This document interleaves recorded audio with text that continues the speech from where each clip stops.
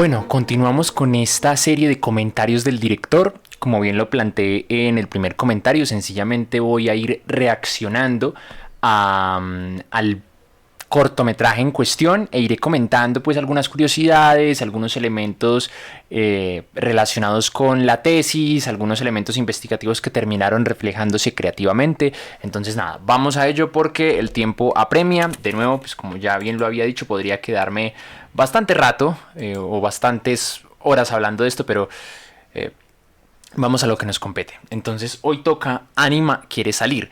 Es curioso porque Anima fue el último corto en el que pensé, más el primero que grabé. Y fue un corto también bastante complejo de ensamblar, de sobrellevar. Sobre todo porque, a ver, Anima parte mucho de la idea de la cotidianidad, pero la cotidianidad trastocada. Y no una cotidianidad común y corriente, sino la cotidianidad de una mascota. Porque realmente las mascotas son relojitos, tienen un... Digamos que su organismo les permite saber en qué momento hacer cada acción a lo largo del día. Eso es fantástico, eso es maravilloso. Pero no solo eso, sino que quise plantear un poco la idea de qué pasa cuando una mascota no entiende bien por qué no puede salir, por qué su dueño original está ausente, por qué algunas prácticas que antes tenía ya no las encuentra. Entonces un poco hablar de esa cotidianidad mediada por el duelo, porque sabemos que Annie tenía un dueño original, este dueño ya no está por X o Y motivo que tampoco me interesó mucho explorar en la historia más allá de mencionarlo. Sabemos que algo ocurrió, se puede sugerir algunos elementos propios relacionados con una tragedia, pero no se explora más allá de eso porque no lo necesitamos y pues porque también eso nos permite dejar que el espectador imagine todo lo que pudo haber ocurrido y por qué llegamos a este punto. Entonces hablar de la ausencia, de la cotidianidad trastocada, del duelo en un animal, me parece particularmente potente. Este plano también me gusta mucho porque digamos que originalmente, bueno, lo grabé normal, pero desde el principio esta serie de planos iniciales creo que lo que quieren mostrar es como que esa idea de que sí es la cotidianidad, pero en el fondo no deja de haber una cotidianidad como que algo raro se siente en el ambiente, como que algo no termina por funcionar. De ahí la idea como que de este reloj que sí, que carece de batería, que sigue moviéndose, pero no deja de marcar siempre el segundero, pues el mismo punto de todo el reloj. Entonces eso me parece particular, eso me parece interesante y eso es algo que desde el principio se plantea como que con esta idea de cotidianidad, ¿no? Es algo que me parecía importante como que dejar marcado que la cotidianidad está, pero que hay algo siniestro entre líneas. También obviamente el nombre del corto, Anima quiere salir, es un juego de palabras muy particular que también pues está suscitado por la idea de cómo se llama el perrito en cuestión. Este perrito en realidad es mi mascota, es una perrita con hipoacusia o con sordera. Eso también llevó a que el corto tuviera cierto tipo de retos porque obviamente si ya de por sí es un poco difícil controlar una mascota en condiciones tradicionales, ahora en unas condiciones divergentes pues le da un extra. Entonces realmente este corto lo escribí pensando en el diario vivir de Lulu, que es el nombre de mi mascota, pensando mucho en cómo ella reacciona a la cotidianidad, cómo ella se mueve por el apartamento en el que vivo, cómo ella tiene planteado una rutina. Entonces a partir de esos momentos, de esas postales, porque digamos que soy un gran observador de ella, quise plantear muchas escenas. Entonces al final no era que ella se acomodara al plan de rodaje, sino como el plan de rodaje se acomodaba a ella. Entonces este rodaje fue muy extenso, fue aproximadamente realizado a lo largo de 3 meses, porque claro, había días donde tenía que ver cómo estaba Lulu de ánimo, cómo se sentía justamente pues como para llevar a cabo ciertas escenas. Entonces a partir de ciertos momentos del día donde bueno, este es el momento donde Lulu se emociona porque la saco en la mañana, entonces ahí aprovechaba para grabar. Este es el momento donde Lulu está más tranquila en el día, que eso ocurría justamente después del primer paseo matutino.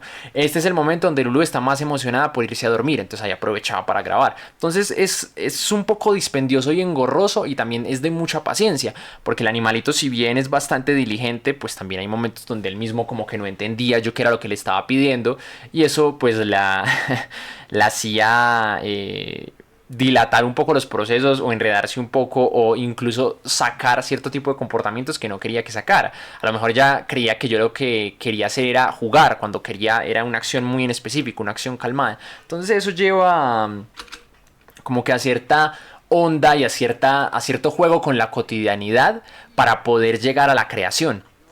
Eso es bien particular. Este juego de planos así a modo de corte me llama mucho la atención. Son, digamos que, planos que interrumpen con la narrativa que uno está acostumbrado. Pero me gusta, o sea, creo que dan como, son pequeños planos de contexto que no dicen mucho, pasan rápido, pero creo que permiten saltar un poco esa barrera creativa y narratológica de mostrar en lugar de simplemente contar. Entonces, cuando yo hablo de Lulú o cuando hablo de cómo era Gabriel, me gusta justamente tener esos flashazos, me gusta mostrar ahí cómo voy un poco desglosando así por las partes cómo eran estos personajes para presentarlos de mejor manera y tener una concepción un poquito más sólida y no tan volátil. Creo que eso es lo que muchas veces uno tiene que aprovechar en este tipo de cortos y en este tipo de procesos argumentales que son pues bastante sucintos, que son bastante breves. Tienes que contar lo que más puedas en un breve periodo de tiempo, pero sin llegar a saturar al público. Entonces es un equilibrio bien chévere, bien curioso, y pues bueno, también tienes que empezar a mirar qué dejas en entredicho y qué dejas a la imaginación del público. Un poco lo que hablaba al principio de por qué nunca se especifica al final del día por qué Gabriel no está.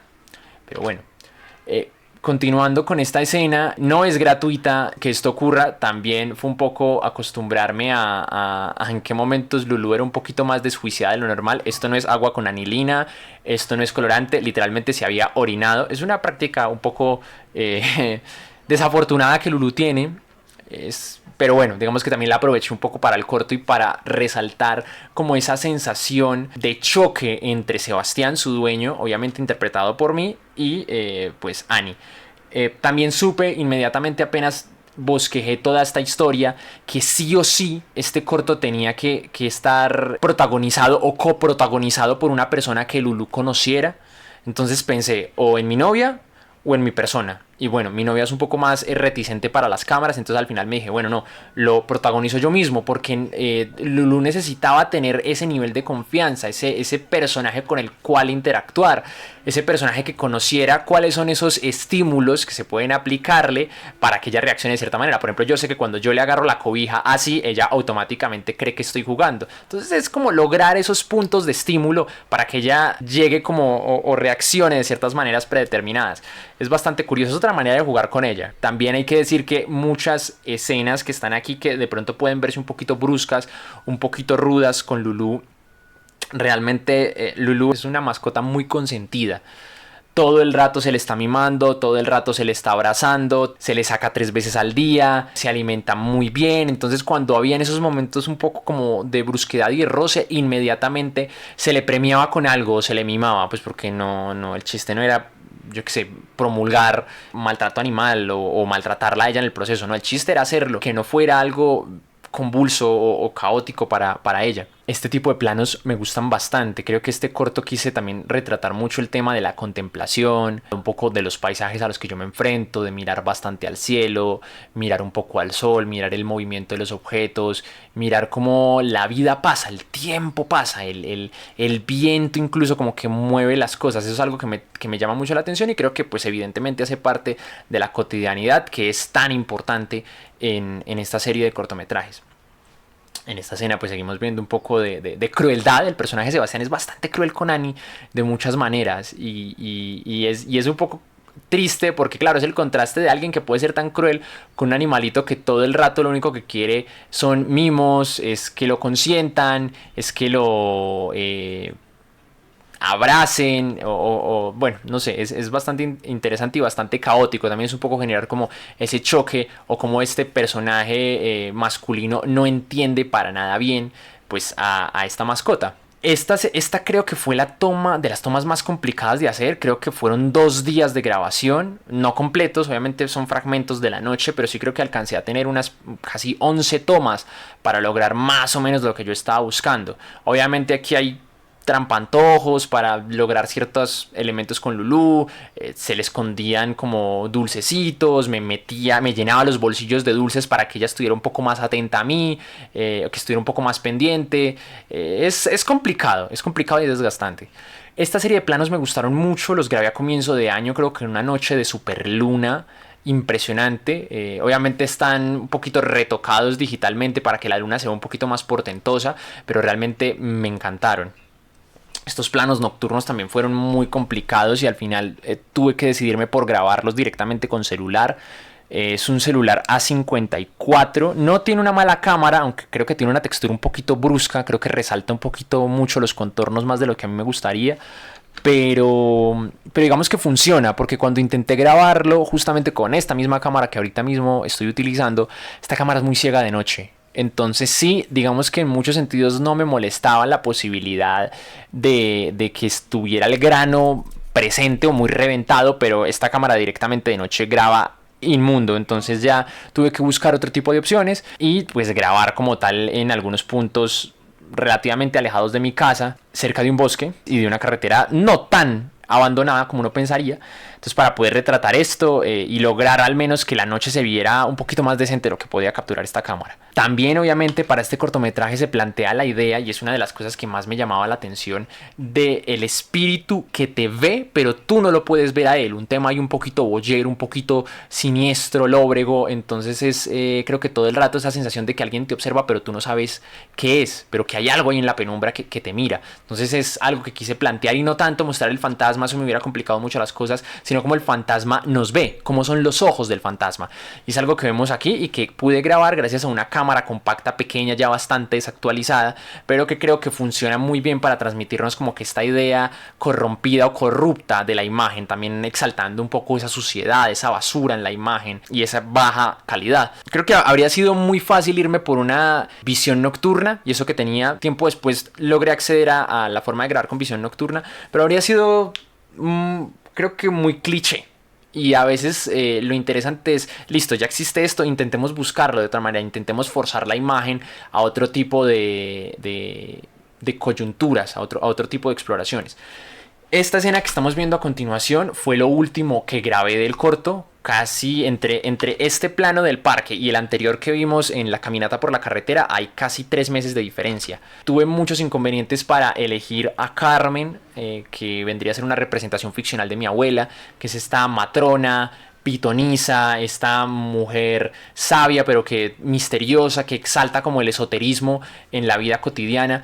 Fue una escena que tardé mucho en grabar, pero quedé bastante contento y creo que funciona bastante bien. Lulu también está muy comprometida con la escena, muy juiciosa con lo que hay que hacer, con lo que hay que reaccionar, cosa que me deja bastante contento, porque creo que el animalito ahí se ve un poco como explorando, sintiéndose un poco incómoda con lo que está surgiendo a su alrededor, casi como buscando lo que los está viendo, y eso obviamente está perfectísimo y creo que funciona bastante bien para la escena, le otorga ese toquecito de misterio y por supuesto es el punto de giro para el personaje de Sebastián, y entender que a lo mejor esa sensación extraña que él tiene, esa cotidianidad que él ya de por sí considera curiosa, al tener que compartirla con el animal, es todavía más rocambolesca y está pues obviamente plagada de este tono gótico o misterioso o directamente paranormal. Esto es lo que justamente lleva a que Sebastián en las escenas subsiguientes lo veamos como confrontando esas creencias con otras personas, con su círculo social más cercano,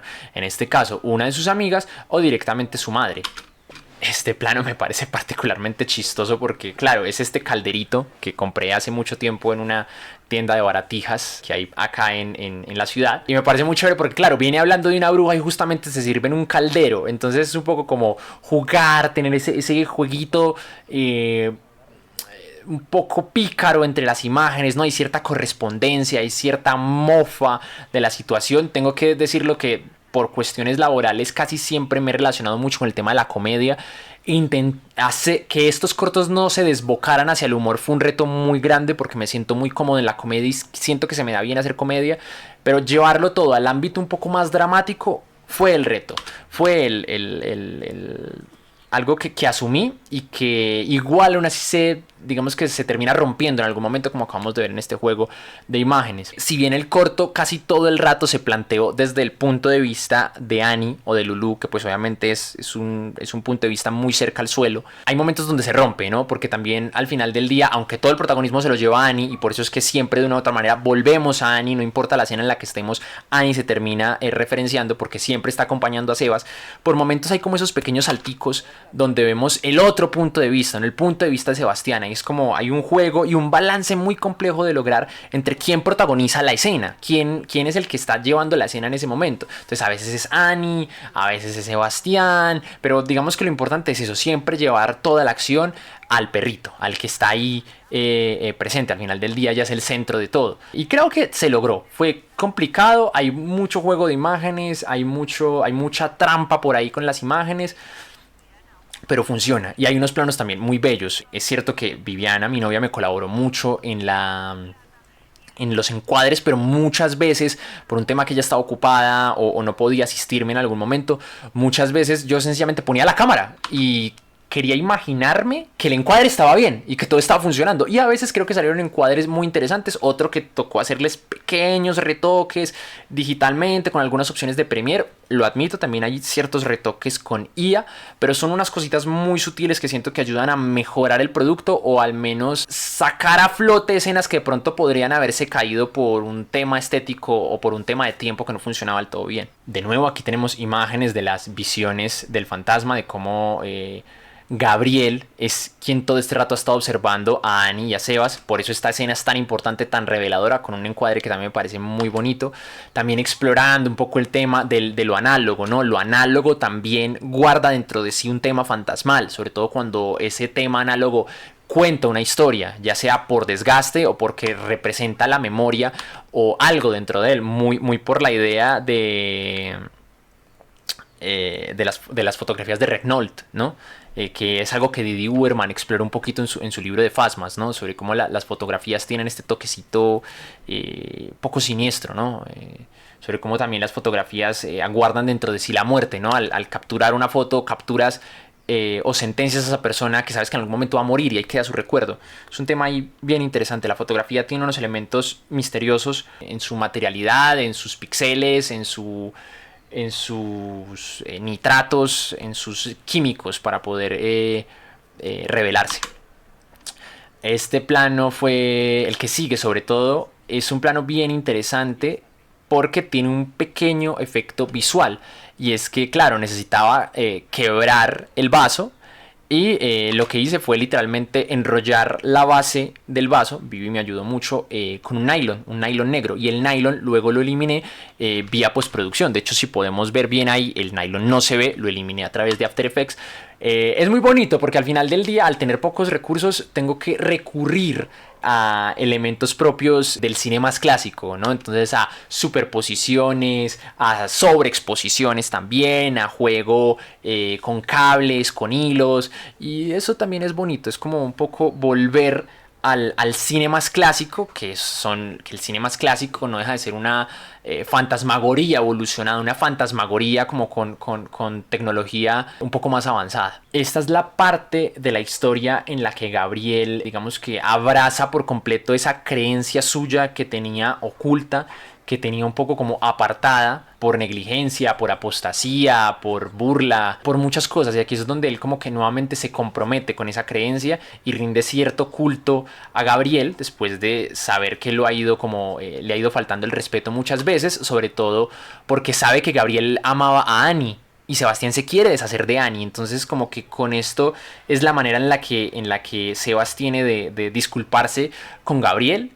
Y como lo veremos en las escenas próximas, comprometerse a cuidar a Annie, ¿sí? Como un gesto de protección, que es la protección que Gabriel siempre ha querido para con Annie. Acá, por supuesto, es una referencia al vicio que tenía Gabriel, ¿no? El vicio de tomar.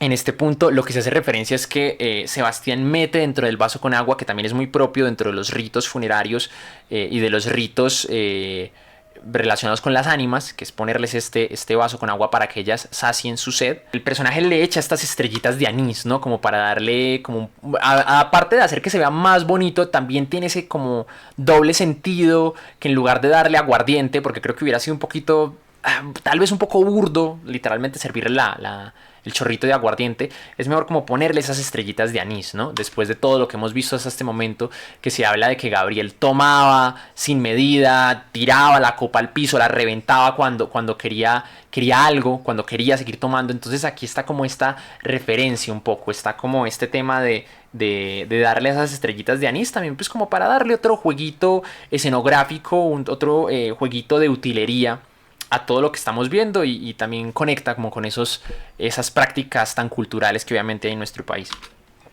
Esta escena y este plano alargado me parece particularmente bello. También lo grabamos muchísimas veces. Creo que hubo 2, 3 noches donde lo grabamos. Y es un plano que también creo que quise reforzar un poquito con este pequeño movimiento de zoom digital, que sí obviamente altera la imagen, obviamente la pixela un poco más porque obviamente la estoy estirando, pero creo que me funciona porque la actuación de Lulu está muy bien, me gusta que por momentos vea a cámara, casi como si nos estuviera viendo a nosotros, como si estuviera haciéndonos testigos de que ella también nos está testiguando. Es un juego muy chévere. Este plano particularmente me encanta. Tampoco lo grabé tan de noche. La cámara no tiene tal capacidad. Creo que es un plano realizado como a las 6:50 de la tarde, pero me encanta porque creo que es muy triste, es muy nocturno, es muy poético. Y pues por supuesto tenemos una de las últimas visitas de Gabriel al apartamento, en donde él los contempla, los cuida, un poco el hecho de lo que se habla mucho con las ánimas, de cómo ciertos espíritus deshacen los pasos, vuelven a los lugares que habitaron, vuelven a proteger a las personas que estuvieron con ellos. Aquí hay un detalle bien interesante. A lo largo de 3 escenas de este corto, entre esas esta, mi personaje, Sebastián, todo el rato está sosteniendo un libro muy particular, que también es como un guiño como a la parte más sesuda de la tesis, a la parte más académica, y es que todo el rato está sosteniendo, se hace referencia a un libro que se llama Fantasmas, Apariciones y Regresados del Más Allá. Es un libro de Alejandra Guzmán Almagro y es un libro que fue un pilar a la hora de establecer muchos elementos de la concepción del fantasma aquí en Occidente. Es un derrotero sobre la evolución del concepto a lo largo de distintas culturas y fue un libro, un pilar de soporte, una viga de contención si se quiere. Entonces no quería pasar de largo este muy interesante libro y por eso varias veces a lo largo del corto mi personaje interactúa como con este librito. Muy chévere, muy interesante. Este plano lo grabó Viviana, muchísimas gracias. Obviamente estuvo ahí detrás de mí muchas veces ayudándome con cámara, ayudándome con sonido, con estímulos para Lulu. Entonces fue bastante chévere. Esta escena obviamente es como el colofón. Volvemos a lo que les decía, se bebió el agua. Obviamente están las estrellitas de anís también como para dejar como una muestra de lo que hablaba del licor, de lo que ya no está. Me gusta también que el personaje interactúe, tenga un poquito más de que hacer escénico aquí, por eso las estrellitas. Y también pues con esto, con este personaje Sebastián que pareciera que tiene miedo al silencio, que todo el rato está hablando por teléfono, ya sea a través de llamadas o a través de notas de voz. Me parece curioso ese jueguito que encontré, ese jueguito que logré de esa hiperconectividad forzada, como para disimular que tiene miedo un poco como a la soledad, un poco tiene miedo al silencio. Entonces aquí es donde está y obviamente pues con esto cierra su arco y le dice a su amiga que ya no piensa regalar a Annie porque en cierto modo aprendió la lección, aprendió a convivir con lo que desde el principio ya habíamos visto que está. Uno de los primeros planos que tiene este corto, otra vez relacionando y jugando mucho con la idea del bucle, es que uno de los primeros planos de Annie, el primer plano de Annie, aquí se le ve sonriendo, qué linda, el primer plano de Annie es ella moviendo la cola. Annie nunca deja de mover la cola en este corto porque desde el principio ella sabe que Gabriel sigue en la casa. No es que Gabriel haya aparecido de un momento a otro, Gabriel todo el rato había estado, solo que Sebastián no se había percatado. Entonces me gusta mucho también un poco jugar al bucle sobre cómo siempre estuvo ahí. Y es este tema de otro tipo de cotidianidad, aceptar la cotidianidad más misteriosa, más tenebrosa, que también es un poco lo que nos cuentan nuestras abuelas en sus relatos. Si aparecía un espanto, si aparecía un ánima, se echaban la bendición y seguían con el diario vivir. Es un corto muy bonito, creo que me genera muchas emociones, no sabría describir por qué. Capaz es porque pues mi mascota está ahí, pero a mí en general me parece muy entrañable, muy emocional, cierto que siento que se genera ciertos clics con algunos personajes, con algunas situaciones y pues obviamente Lulu se roba la pantalla, el show por completo. Es un corto que creo que deja muy en manifiesto la idea de Anima, pero digamos que a diferencia de otros cortos, por ejemplo el corto piloto, el de Alianzas, creo que sí, es el fantasma, ¿cierto? Pero no visto de una manera como tan clásica, tan básica si se quiere. Aquí se sigue siendo el fantasma, pero hay más elementos con que jugar, hay toda una tradición que envuelve todo, hay todo un culto, hay toda una serie de ritos y creo que están ahí desglosados a través de distintas acciones, a través de la información que brindan distintos personajes. Nada más que decir, espero que les haya gustado tanto como a mí, coméntenme qué les llamó la atención, qué curiosidad quisieran ahí de pronto que les comentara así de manera extra, de pronto algún detalle que yo no noté, alguna interpretación que ustedes le dan a todo. Y pues nada, nos vemos en el próximo comentario del director, que será el último relacionado pues con el tercer cortometraje.